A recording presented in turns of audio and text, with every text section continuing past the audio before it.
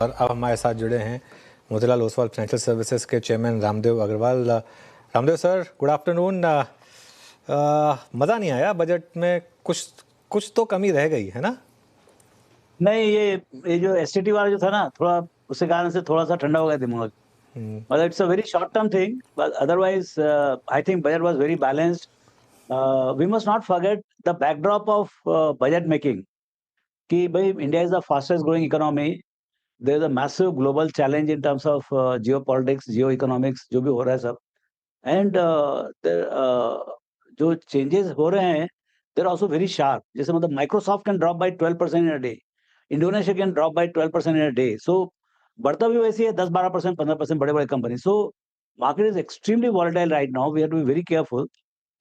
सो उस टाइप के बैकड्रॉप में आपका ये बजट मेकिंग हुआ है. सो ब्रॉडली तो ऐसा मतलब इसका स्टेटस को kind of thing, continuing to remain a growth economy and और बहुत सारे ग्रोथ इम्पेटस है. लेकिन मेरे ख्याल से 1000 pound gorilla is the data center tax exemption for next 22 years. ये बहुत बड़ा है. मतलब इसका जो है देखिए, worldwide the biggest infra buildup, biggest by far in the history of mankind is the AI infrastructure and around data center and power supply. तो ये बड़ा अनलिश हो सकता है. This can be a new source of capex. ये सब सोच अभी चालू होगी, अभी तो आया है. अभी वो एक माइक्रोसॉफ्ट वाला जो 10 बिलियन का था, उस टाइप के भी और बहुत आएंगे. So that looks to be very good for investors. It is status quo for speculators and particularly HFT, high frequency traders, उनके लिए डेफिनेटली निगेटिव है. हम एंड एक्सचेंजेस के लिए of course it will be negative because the volumes will come down. बिल्कुल, specially उस time पर जब एनएससी का आईपीओ क्लियर हुआ था। रामदेव सर, एक सवाल मेरा ये है कि आज तो शायद मोस्ट लाइकली एफआईज नहीं रहे होंगे या कम रहे होंगे मार्केट में। कल सुबह जब हम बाज़ार वापस खोलेगा, क्या एक रिस्क है कि डॉलर रुपये भी काफ़ी वीक हो सकता है, 92 93 से ऊपर जा सकता है, और एक कैस्केडिंग इम्पैक्ट जो ओवरनाइट ग्लोबल मार्केट में हुआ, कमोडिटी मार्केट में हुआ, इस बजट का एफआई डिसअपॉइंटमेंट? नहीं नहीं, I think budget is all right. Even by FIs इतना ज्यादा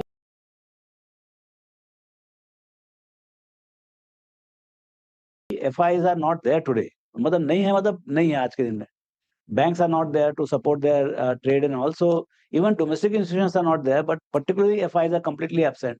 तो कल उनकी जो उनके पास जो उनका जो निराशा है या जो थोड़ा बहुत डिसअपॉइंटमेंट होगा, वो कल दिखेगा. So yes, it not be very big, but थोड़ा तो अंतर पड़ेगा मेरे ख्याल से. It will be negative again.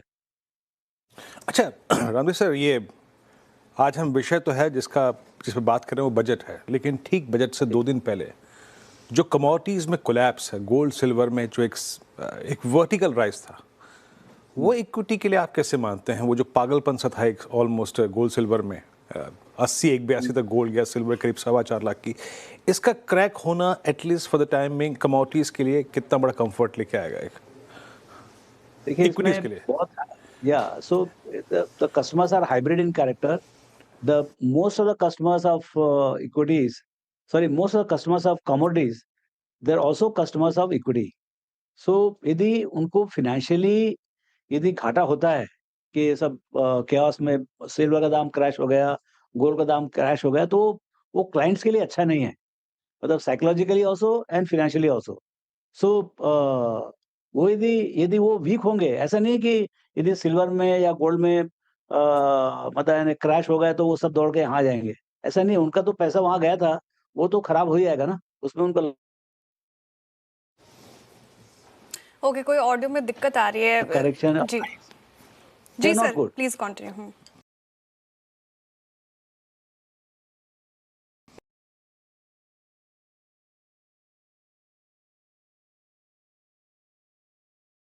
देख लिया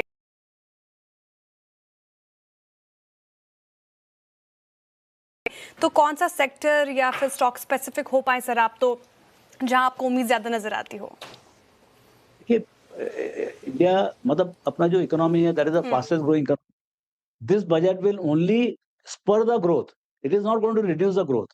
तो देखिए आपने जो मतलब apart from all the proposals, जो डेटा सेंटर वाला प्रपोजल है, वो 26-27 में उसका इफेक्ट पड़ेगा ही पड़ेगा.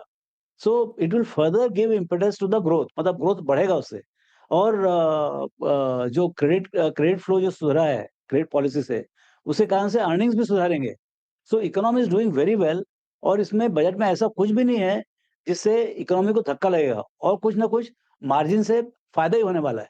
तो जो कॉर्पोरेट अर्निंग्स ग्रोथ जो beyond the budget I am saying now, कि भाई जो कॉर्पोरेट अर्निंग्स ग्रोथ जो घट के सिंगल डिजिट हो गया था, वो मुझे लगता है बढ़ के 10-12% जैसे हो जाना चाहिए 26-27 में, in the backdrop of whatever is happening in the economy, and second with this budget. So I think it is going to be helpful for the corporate earnings growth in next year. Ramdev sir, फिर मैं आपकी बात समझ रहा हूँ, आप clear cut एक जो निकल कर आ रहा है कि बस थोड़ा सा अगर ये एसटीटी वाला डिसअपॉइंटमेंट नहीं आया होता तो शायद आप बजट को काफ़ी अच्छे मार्क्स देने वाले थे। एक चीज़ आप हमेशा बोलते हैं कि मार्केट में एक व्यू ये होना चाहिए कि डाउनसाइड कितनी है, बस अपसाइड तो will take care of itself. इस मार्केट में आपको क्या लगता है डाउनसाइड कितनी है? अभी आज हमने रिसेंट लो भी तोड़ दिया, क्या यहाँ से और 5-10% गिर सकते हैं हम निफ्टी पर, या उससे ज़्यादा गिर सकते हैं? Anuj, I'm the worst guy to say how the markets will behave in the short run. But मतलब ऐसा इमीडिएट तो मेरे को कुछ ऐसा स्पर दिखता नहीं। Upside looks limited. अभी एकदम शॉर्ट में आप पूछेंगे तो थोड़ा भी क्योंकि कल एफआईज आएंगे, थोड़ा सा मूड तो थोड़ा खराब हो गया कि एक्सचेंज भी थोड़ा नीचे रहेगा। अभी जैसे आप बताए एनएससी का आईपीओ इशू हुआ, क्लियर हुआ, और ये थोड़ा झटका लग गया, तो सबसे सबसे ज्यादा घाटा तो बीएसए और एनएससी को होगा, बिकॉज उनके ही वॉल्यूम गिरेंगे। बाकी ब्रोकर्स को भी तकलीफ होगा, because they will reduce the volume पर कस्टमर। तो ये थोड़ा माहौल थोड़ा नेगेटिव रहेगा, बट उससे कॉर्पोरेट अर्निंग्स के ऊपर अंदर नहीं पड़ता है। ओवरऑल एग्रीगेट इकोनॉमी जो होना है वो तो होगा ही होगा।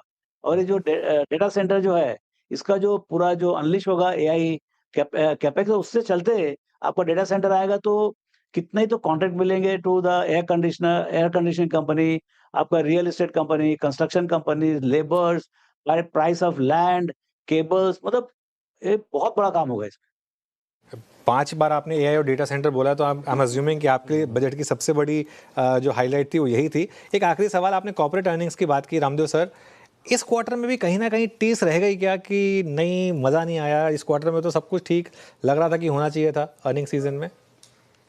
नहीं, देखिए अभी अर्निंग सीजन खत्म नहीं हुआ है। I think it is on expected lines. ऐसे कोई बहुत, देखिए आपने नेस्ले की आपने अर्निंग्स देखी है आपने, नेस्ले का अर्निंग्स काफी ऊंचा आया है। जितने कंज्यूमर कंपनीज हैं, there is a revival in the demand, volume, price and even margin. So Nestle was one very very notable one. Then अभी आप देखिए, अभी आपका जो आज 1 तारीख है, तो आपका जनवरी का जो डिस्पैच नंबर है ऑटोमोटिव का, वो आने लगा है। Telco passenger vehicles 47% up, 71,000, this is a history in making. आपका टीवीएस इज 27 और 28% अप। तो ये काफी स्ट्रॉन्ग नंबर है। So economy is in full flow. आपका क्रेडिट पॉलिसी सामने है, क्रेडिट फ्लो बहुत अच्छा है। So we can not take the just the budget in isolation.